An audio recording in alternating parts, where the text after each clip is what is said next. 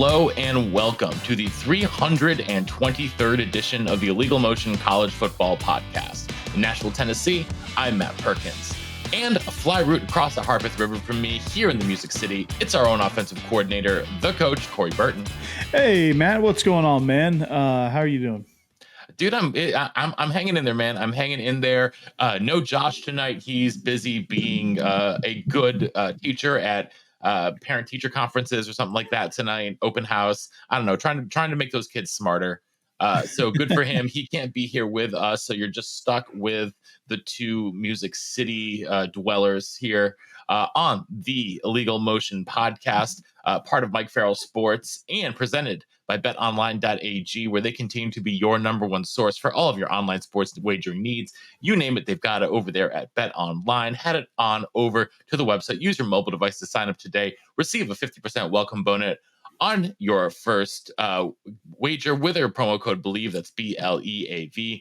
BetOnline, where the game starts. Let's get started, Coach. We're going to have probably a little bit of an abbreviated episode here tonight with just the two of us, and a whole lot going on in the college football world that we want to get to, but we will start like we do every week. One big takeaway from the previous weekend. And sometimes at the end of the segment, when we do one for the road, you guys will do two or three for the road. I'm doing two big takeaways from this weekend, or three big takeaways, I should say, from this weekend. I'm going to start. I have egg on my face. I got up here in this exact space last week and extolled the virtues of Louisville, how well they played under first-year head coach Jeff Brom, how great everything was going there. And they got the Perkins stink on them last week. They played their sloppiest game of the year against Pitt at Pitt. You know Pitt's always good for a couple upsets every year. And Louisville couldn't get out of their own way. They only had 3 turnovers. And the reason I say only is because they actually had 5 fumbles, but only one of them was recovered by Pitt. Otherwise, that number could have been much, much higher. They had bad special teams play, missed field goals, and the wheels just completely came off in the second half. They were up 21-14 at halftime, and then Pitt flipped the switch and scored the last 24 points of the game all in the second half. Defense really bowed up. So good for Pitt, bad for me and our friends up there in the Bluegrass State. They turn out to be very not for real. But speaking of show curses, Matt, I don't know that I'd read too much into that because anytime you get a team like what Louisville has done, and the reason why they're ready to move on from Scott Satterfield is because of these inconsistent swings, these wild swings, and they were probably more valleys than peaks under Satterfield. But like anytime you get a new situation, you get some of the funk from last year, you're going to see some of that stuff. Pitt does bring that out in a lot of teams as well. That's one of Pat Narduzzi's specialties. But unless they do it 2-3 weeks in a row and that becomes their identity, I wouldn't read too much into it. Every team in their first year is they're due for a stinker, and this was Louisville's stinker. I mean, you look at every great team, even Nick Saban had some stinkers in his first year at Alabama. Kirby Smart barely beating the worst team in FCS by 2 points his first year, and getting boat raced by Ole Miss by a mediocre Ole Miss team that year. You have this year's Wisconsin team who looked absolutely pathetic against Iowa this past week in Luke Fickell's first year, and they're hoping that is just a bump in the road and not a trend. So, which is one of the games I want to talk about here in just a second anyway. Yeah, and I still have a lot of faith in Louisville. I still think Jeff Brom's doing a great job. I wouldn't let this game I wouldn't read too much into it. Now, if they don't, like I said, if this becomes a trend, then maybe we'll talk, but we'll see in like 2 or 3 weeks. Well, I talked about the Perkins stink a second ago. The entire show was on Notre Dame last week, which was a really bad sign for the Irish, but they came through big time. And honestly, like they completely beat down USC. Their defense just played an elite game. USC only scoring 20 points is an elite game. Caleb Williams, 3 picks, only 1 touchdown. Elite play by the defense all They around. harassed him all freaking night long. Yeah, we will talk about USC a little bit more later when we preview another one of this weekend's games. But the one other thing that quickly was a takeaway for me is that process, that transition into a new coach, sometimes is going to take a little bit longer than you want. If you want Wisconsin just absolutely crap the bed against Iowa. Iowa managed to win despite having 37 yards passing against Wisconsin. That's bad. Yeah, I think it was That's 6 for 17 was the final. 6 for 17 for 37 yards, I think, was the final stat line. Don't quote me exactly. If you want to hear my full reaction about that, head over to Believe in Badgers. 2 shows this week talking about it, one with Bernie and one with former Badger All-American Brian Calhoun. But what's going to happen is that Iowa's going to go 11-1 on the regular season, and they're going to make the Big Ten championship game. And Brian Ferentz is still going to have a job because of it. They won't hit that 325 points number, and it still won't matter because they'll be 11-1. Yeah, it's crazy. Defense and special teams, and them scoring just barely enough points to eke out wins is going to give you kind of a very false sense of hope about the Iowa Hawkeyes. I did notice that because it ain't like they lit the world on fire either. I mean, it was just a very sloppy game. The weather conditions didn't do you any favors either, but albeit the rain held off, it was still very, very windy. And so it's going to take 1 or 2 recruiting classes and maybe a couple of trips into the portal to kind of build your team the way that this coaching staff needs it to be built.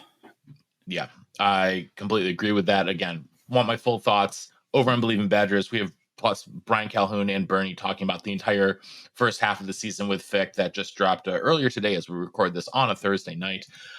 Corey, what was your takeaway from last weekend? What's the thing that's still sticking with you? Well, I learned what tightrope surgery kind of is. I don't know the full extent of what it is, but it is a surgery to help you recover faster from a high ankle sprain. And Brock Bowers is going to have tightrope surgery, so he'll be out 3 to 6 weeks.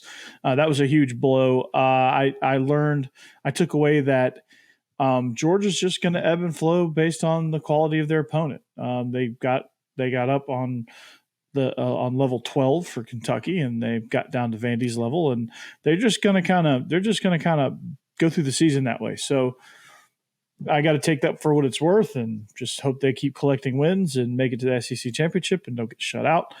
So I took that away. I'm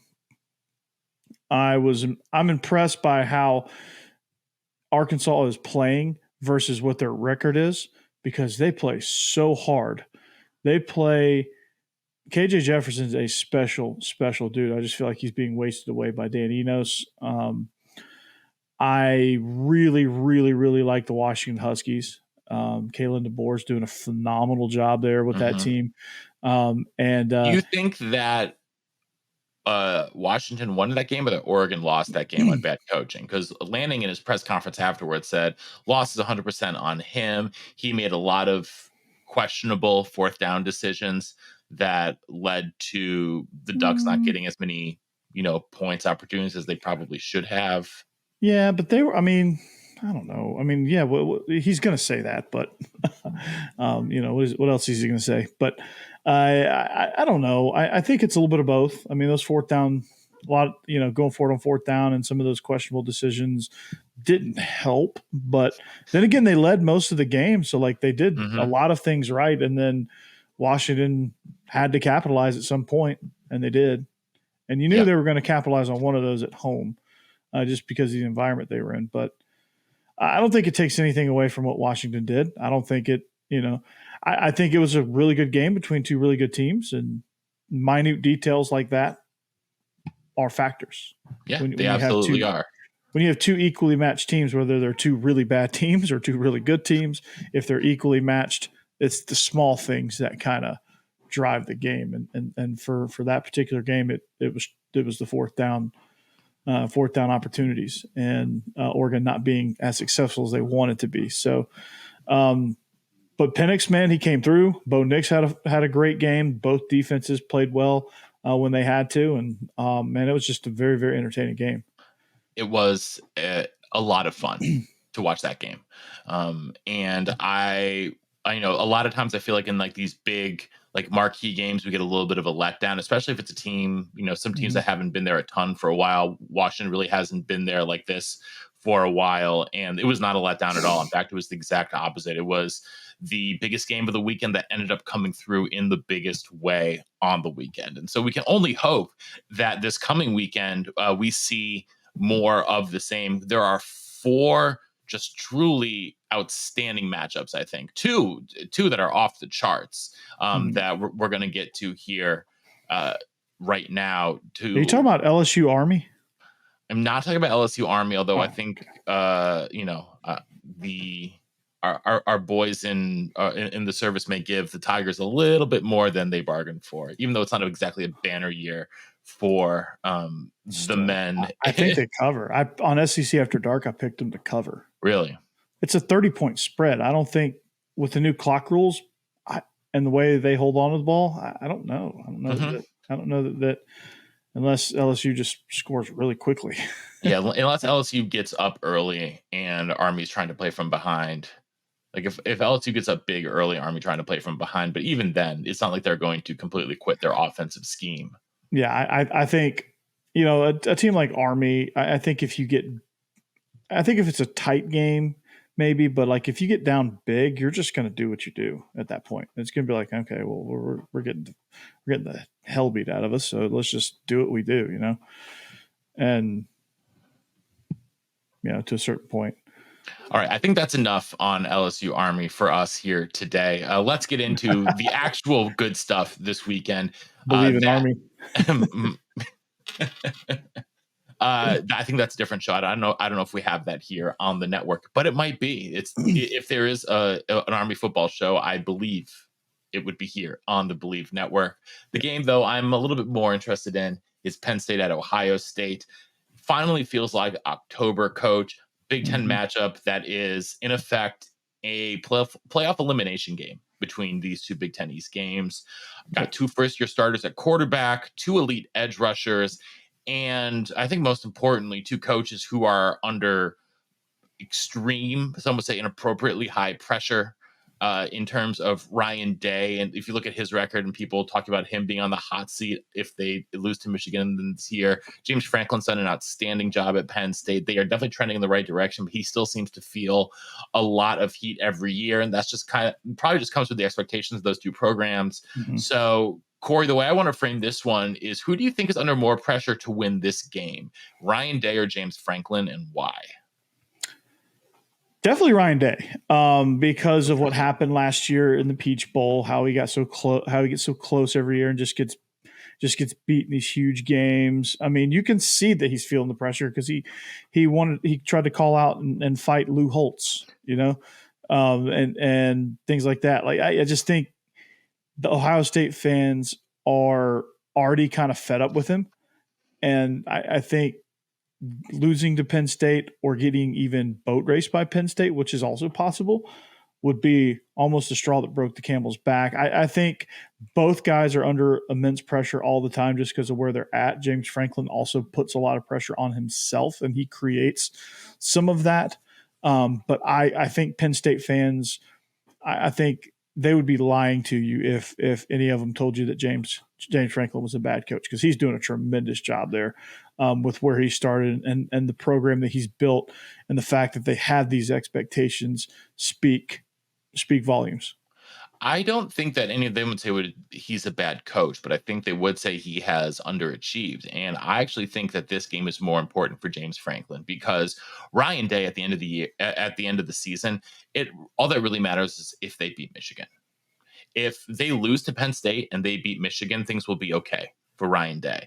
But this, in a lot of Penn State circles and Penn State people I've talked to, say that this season in a lot of ways is make or break for James Franklin. It's the best talent he's probably amassed. They have their most complete team they've ever had under his tenure. The quarterback is the highest better upside.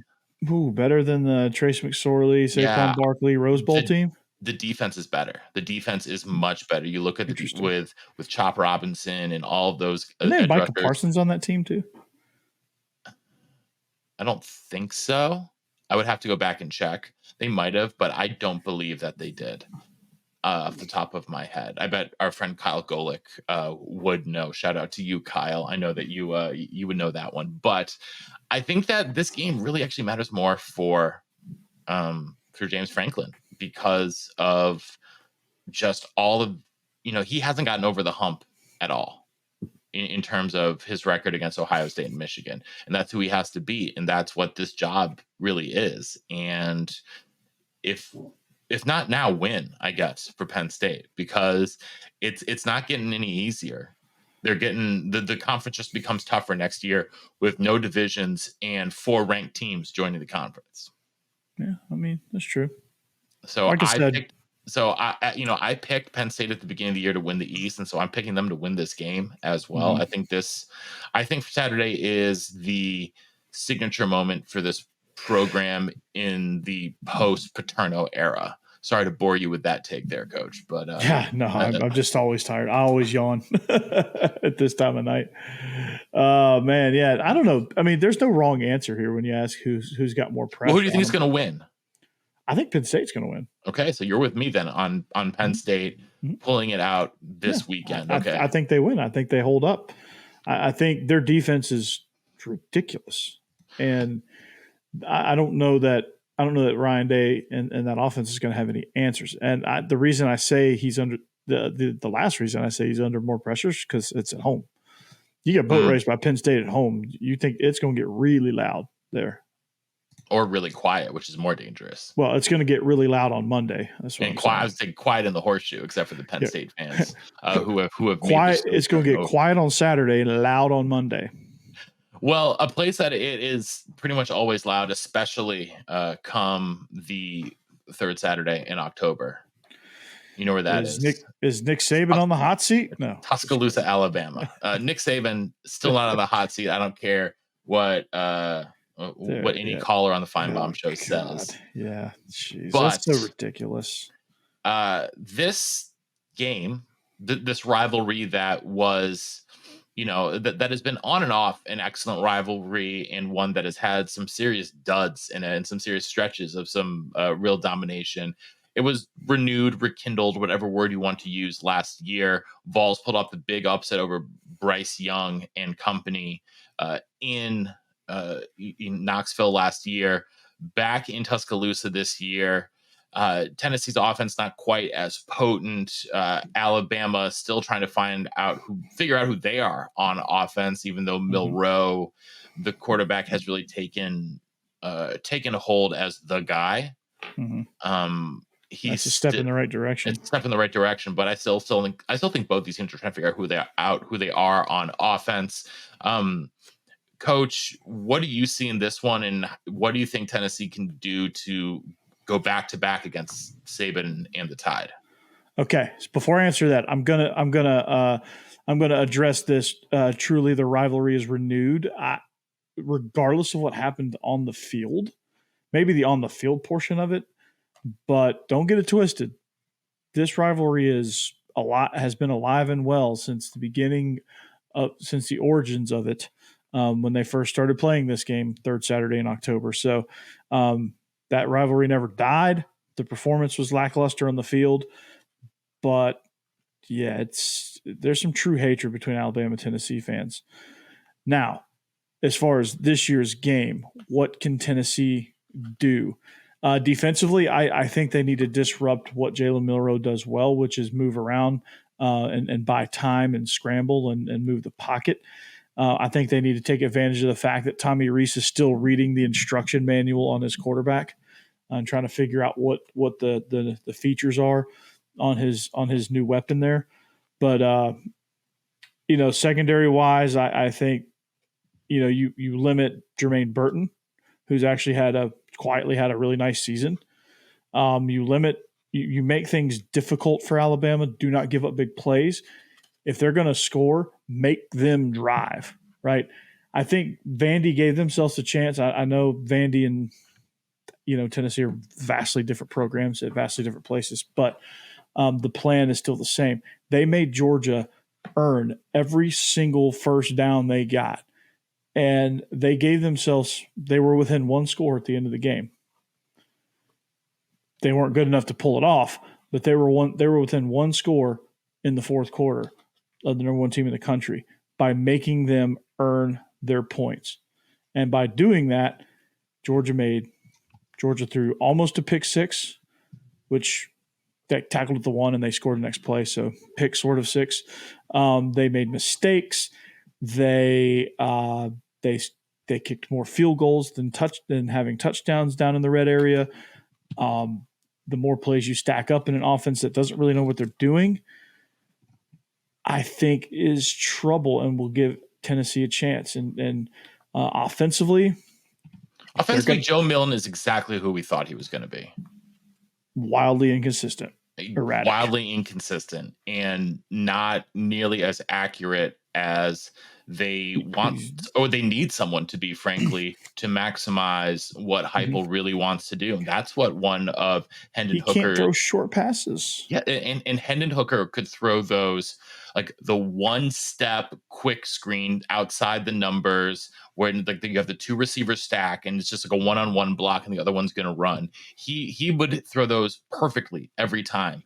Milton's throwing them over dudes' heads, behind guys, and they use that in a lot of ways instead of like a proper run game, and it's ineffective. Mm-hmm.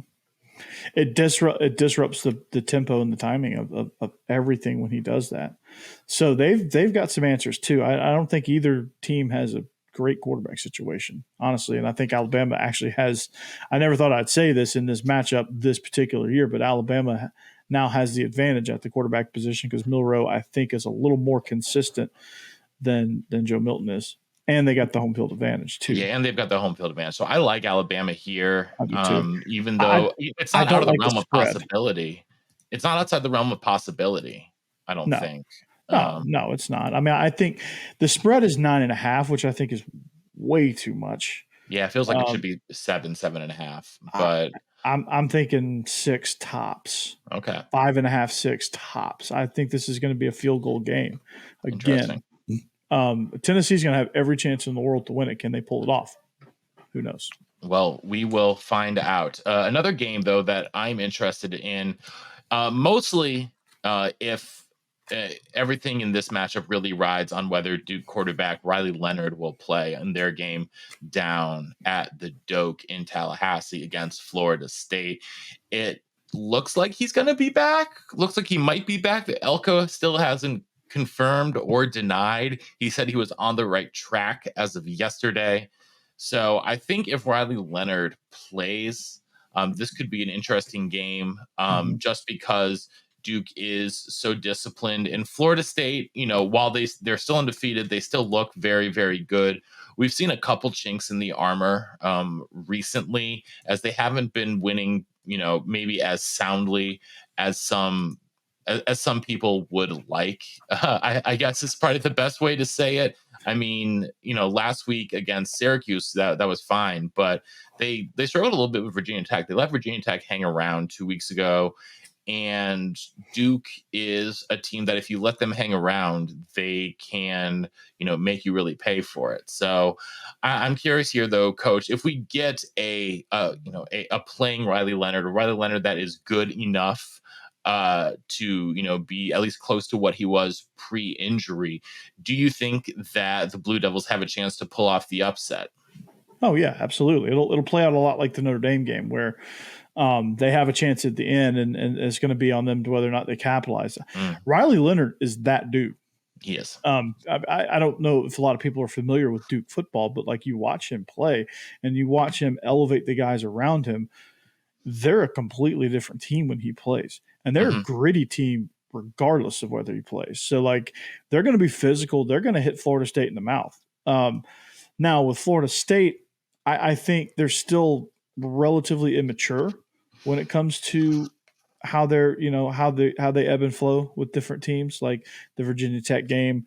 I think that's just a little bit of immaturity, a little bit of that, relaxed mentality of, okay, this is not quite as tough of a matchup, so we probably don't have to get up to level 12 to win this one.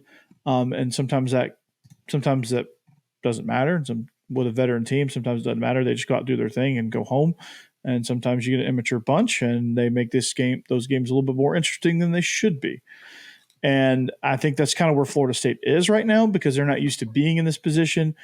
But I think if they can get past Duke, I don't see a game that they can lose again this year. Interesting. I just don't think if they beat Duke with a healthy Riley Leonard, I just don't see them losing. So, I mean, their biggest stumbling blocks would be at Pitt, who we just saw beat Louisville. Maybe. I mean, Pitt is that team that Pitt is the ACC's Purdue. They will knock off that high-ranked team when you are least expecting. Miami. Maybe we get that. No, not Miami. They get it. Like that game is a Super Bowl for Florida State every year. I don't think Miami's going to sneak up on them at all. And then I don't know what Florida is going to be looking like. It's a heated rivalry. Florida, they'll beat the hell out of Florida. I don't know what Florida's going to look like by the end of the year, because I feel like they're starting to turn into a mash unit a little bit. Yeah, they are. But those are two games at Florida State. No matter how bad they are, those games will always be games. That's true. All right, let's head out west for Utah versus USC. USC last week, like we mentioned, they got their butts whooped up on by Notre Dame, and Notre Dame's excellent defense. Trojans have another tough defense to go against this weekend after they were taken to the woodshed by Notre Dame. Coach, what odds would you give USC to get up off the mat, take down a Utah team that has been a thorn in their side for a couple seasons now? Yeah, they're going to have to find a way to find some physicality. First of all, they have not shown that they have any of that. They don't. They're Charmin soft. Alex Greenwich, I don't know what more you need. It's just not working. Maybe he's a great position coach. He got to that point for a reason, whatever reason that is. He needs to go backwards to that step again, because it ain't working out for him at USC. They're just not physical. They're not good on defense. And for them to be able to win this game, Caleb Williams, or for them to be able to win at all, Caleb Williams is going to have to give a Heisman performance every week, because that's what it's going to take, because defense ain't stopping anybody. So for Utah, they're just going to keep – it's going to be this all night long, right? And I don't know. Like, this game is interesting. If USC plays offensively like they're capable of playing, they can avalanche you a little bit and overwhelm you. And maybe that'll give Utah some problems. And maybe Utah, that's how USC beats you. They just avalanche you and you can't really recover by the time it's over. But when you can get USC, it's when you jump on them early. You get them making mistakes. You get them back on their heels a little bit, and you get that defense. You get that defense going.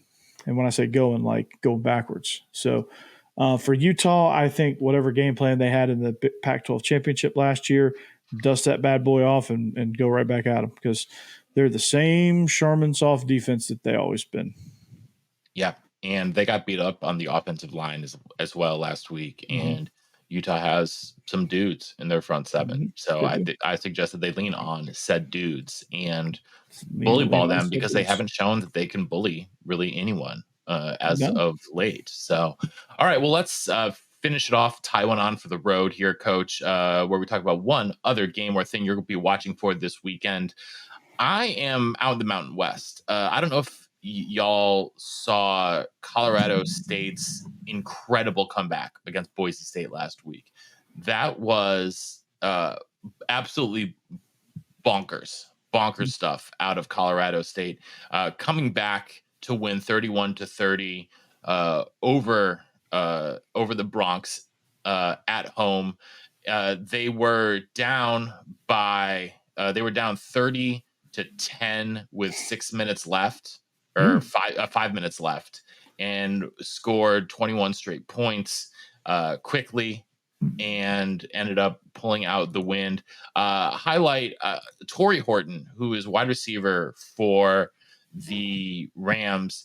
He is one of the leading receivers in the country, 690 yards and 6 touchdowns already this season through 6 games. And he has just been, one of the most underappreciated, I think, superstars that we have at especially at the wide receiver position.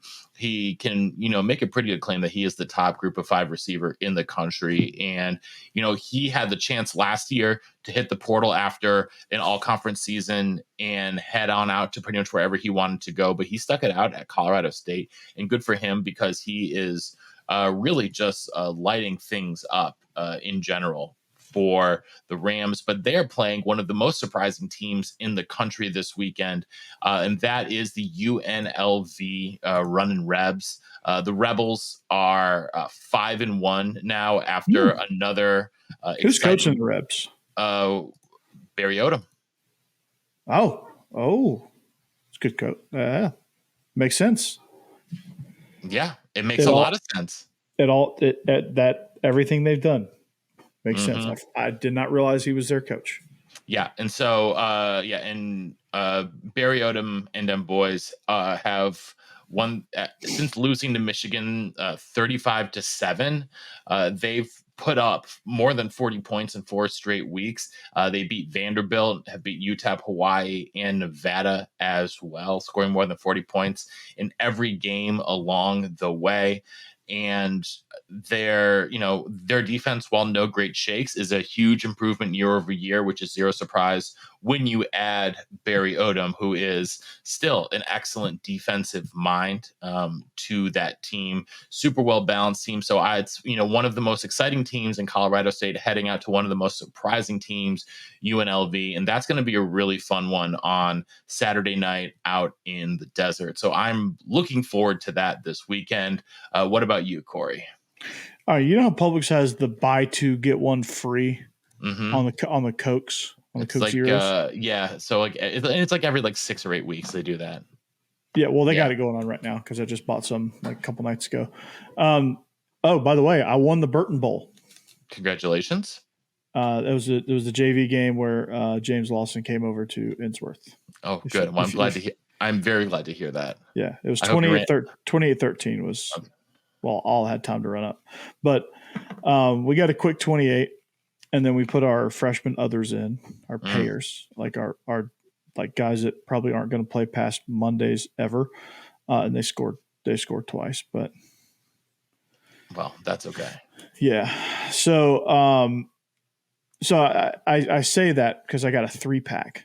Okay. Right. But we're going to buy 2. We're going to get 1 free. Okay. I love it. So the one that I'm really excited about is the Hugh Freeze Bowl, the Ole Miss versus Auburn on the Plains. I think that's going to be a very interesting contest. It's a 6.5 point game in favor of Ole Miss, but we all know that it's going to be a little tighter than we think because of this is Hugh Freeze's Super Bowl.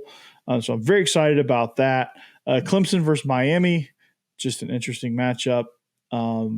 2 coaches that are considered doofuses right now are playing against each other. See if Clemson can kind of reclaim a little bit of their season because they're having a rough go at it in a very weak conference. And then my get 1 free is on the West Coast. Oregon, they're not going to have much time to moat because they welcome Wazoo to Autzen Stadium, and they have to kind of they can't sit back and moat because Wazoo will punch them in the mouth if they do. So that's going to be an interesting game. See if Bo Nix and Oregon can bounce back in the way that we all know that they can and should be able to. But this game should be very, very interesting because I think Wazoo will give them a very, very, very good contest. Yeah, and speaking of West Coast football, one thing to note, I'm interested just to see if UCLA's offense continues to struggle, if Dante Moore continues to struggle against Stanford on Saturday. I won't be surprised if he's pulled for either Ethan Garbers or Colin Schlee because while we know he's the future there, he has been atrocious against Pac-12 opponents this year, like genuinely atrocious. So he is, well, he's definitely got a lot of promise. He's only completing 45.5% of his passes in conference games this year, and that's not going to cut it for the 5-star freshman. He has looked really rough, especially against Utah and Oregon State in their 2 losses there. So I'm just something I'm keeping an eye on. I still think that the coaching staff still clearly has faith in him to be the guy moving forward. But if they're trying to salvage something out of this year with the finishing schedule that they have, which is which is tough. It's definitely not easy sledding on the schedule for the Bruins for the rest of the year. Colorado, we know they're good. Arizona has been a revelation second half of the year. Still got USC. I mean, it's definitely, if they want, they have a chance to win out, I think, just because USC is so Charmony soft. But they're going to need better quarterback play. And, they have a chance to make a run, albeit probably not one for the conference title game because of previous losses to Utah and Oregon State. But they could still finish 10-2, maybe make a New Year's Six game if everything breaks right for them. And so it's just sort of an interesting dilemma that Chip Kelly has on his hands. Yeah, and I'm getting a note from Josh about his one for the road. He's actually listening in live somehow. Oh, wonderful. His one for the road is Northwestern versus Nebraska. He's really excited about that game. He's got his Northwestern Cubs hat, and he's ready to roll. So just wanted to pass that note on there. He's just super jazzed. Like he's wondering why that's not the big noon kickoff game. That's true. I mean, that is I think it would be an appropriate place for Urban Meyer to end up in the middle of nowhere, covering 2 nowhere teams that both begin with N. So I think that is where we are going to finish it off here tonight on the Illegal Motion College Football Podcast. So thanks for tuning in on the Believe Network, MikeFarrellSports.com, or wherever you are consuming this. Thank you again to betonline.ag. And on behalf of the man who is not here today, our intrepid blogger from Big Ten Accounting, Josh Cook, up there in Chicago, Illinois, and our own offensive coordinator, Coach Corey Burton, here in Nashville, Tennessee. I'm Matt Perkins saying so long, and see you next time on the Illegal Motion College Football Podcast. Go Dogs.